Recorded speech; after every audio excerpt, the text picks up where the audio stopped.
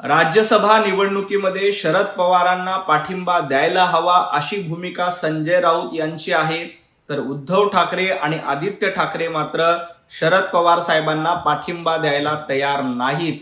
यामुळेच पवार साहेब रुग्णालयामध्ये असताना त्यांना भेटायला जाण्याचं सौजन्य देखील उद्धवजी ठाकरे दाखवत नाही आणि यावर प्रश्न विचारल्यानंतर संजय राऊत मात्र मूग गिळून गप्प बसतात।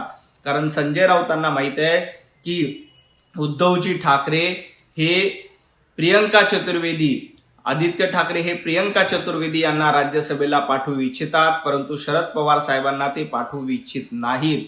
संजय राऊतांची इच्छा आहे की शरद पवार साहेबच राज्यसभेवर गेले पाहिजे, उभाटाचं मीठ खायचं, उभाटाची प्रवक्तेगिरी करायची आणि चाकरी मात्र शरद पवार साहेबांची करायची, हे संजय राऊत यांचं धोरण झालेलं आहे। हे राज्यसभेच्या निवडणुकीमध्ये उघड पडलंय।